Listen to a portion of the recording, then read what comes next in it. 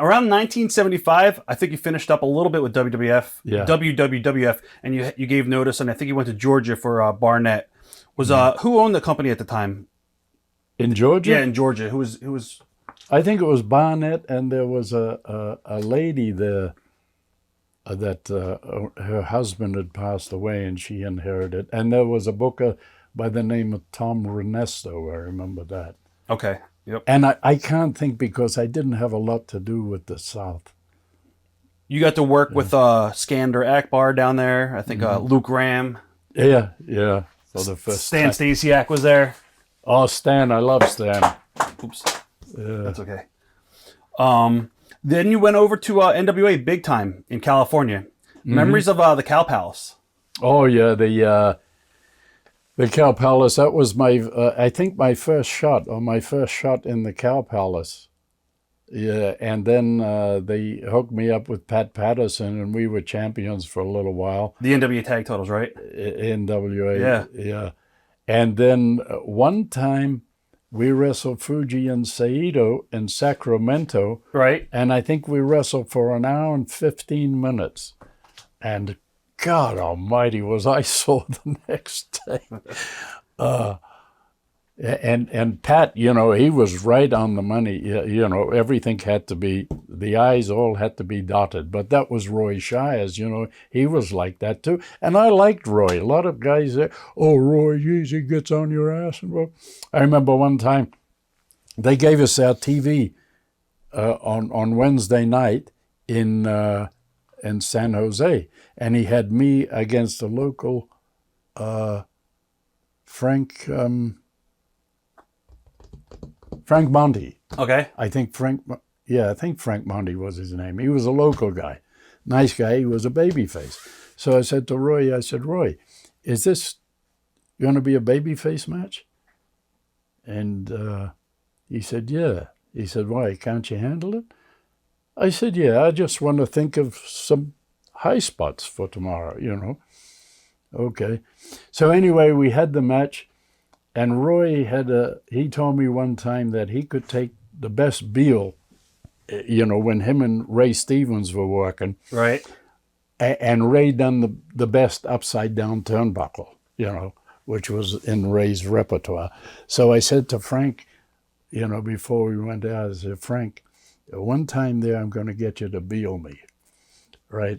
So we are having the match. I says, all right, Beal me. So and I launched myself, and my feet hit the turnbuckle, the opposite turnbuckle, I said, okay, that's good. Boom, boom. And we had the match. It was a pretty decent match, I thought. And Roy was behind the studio door when I came out. He said, hell of a match. And some of the guys there said, he's never done that. Wow. Never done that. And I thought the match was okay. It was a high spot match, Right. Drop down, leapfrog, hip toss, reverse, whatever, kick off, get it again. But just things I remember. No, it's a great memory for sure. It's good. Mm-hmm. Don Morocco, I believe, was there at the time, right? Oh, yeah. We had a little set too, little angle there. And Don was good. He was excellent. Loved Great on the mic, working too. for him. Yeah, oh, yeah. His promos are awesome. Yeah. Masked Invader was there. I think Peter Maivia, obviously. He was. Yeah, I don't think he was there. Yeah, he was there for a little while. Yeah, because we went to Sacramento, and after we stayed there and we went out and had a few drinks together, Peter and I. Peter got his start in New Zealand. Yeah, that's crazy. Yeah. Yeah, there was a lot of Samoan boys down there. Al Madrill, I think, was in California. Yeah. Mr. Saito, Pepper Gomez, Rock Riddle, and Bobby Jaggers were all there as well, I think. Any stories on any of those names that I mentioned? No, I didn't. Except Al Madrill one time, we were driving, and I was saying, Al, you get off at this exit. I know. Right.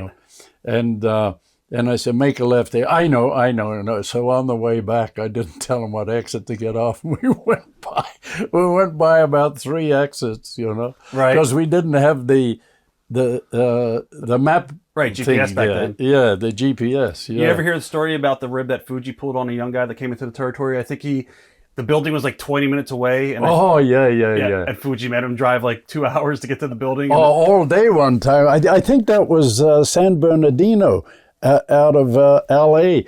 And I think they went all the way down to San Diego. You know, they spent 6 or 7 hours getting to the building. And then going back, he said, well, we better get some beer, you know. He said, all right, you buy the beer. So how many do you think? Well, we've got 6 hours, you know, we're probably going to need 2 cases at least, you know. And in 40 minutes, they were back home. Wow. That's the best rib ever. I know. I forgot about that one. Well, we talked about Pat Patterson. What do you think made him have such a great mind for the business? I think he was just, you know, devoted to it. You know, I believe he went to Portland, Oregon. He was there first for Don Owens. Yeah, for Don Owens, and then he went into San Francisco, and I think he was there 11 years. I think. Wow. Yeah, and then he helped Roy, you know, with the booking, and. Roy, you know, was always the boss, you know, but, you know, Pat put his ideas in. Right. And but he was telling stories, you know, the Samoans wanted to kill him because he was working with Peter over there, and the Samoans, Afa and Sika, you know, they'd come and watch his fans, and they wanted to get on him so bad. Yeah, Pat laughed about that. Do you remember the Cal Palace Battle Royal in '77? No, was it? It was just one of the matches that you worked at the Cal Palace. It was a big Battle Royal. Yeah, I think that was the one where I think who was the amateur, the big amateur from? I think he was from Minnesota. He went to the Olympics. He was huge. He was over 400 pounds. I'm not sure. So anyway, I think he was there and Haystacks were there, and I was leaving, and they splashed me. I think Haystacks came first, and then the other guy came on top of him. That, you know, people pyramided on me, and then I got carried out, and I disappeared for life. Well, yeah, you went back to WWF by this time, and I think Vince McMahon Jr. is now commentating. What are your first thoughts on Vince Jr. and reflections on him from when you first got back, and here he is now commentating? Yeah, I didn't think too much of it. You know, I thought he done a good job on commentary. He used to do interviews. I think when I first got there, you know, and you know he'd lead me into something. You know, I was never that great with interviews because. You know, we didn't know what was going to happen, you know? Right. From week to week or month to month. Or like we were 3 weeks out in like Portland and Bangor. We'd go there every 3 weeks, and we didn't know what the heck was going to happen, so we just had to be humble. Watch thousands of exclusive shoot interviews right now on TitleMatchNetwork.com.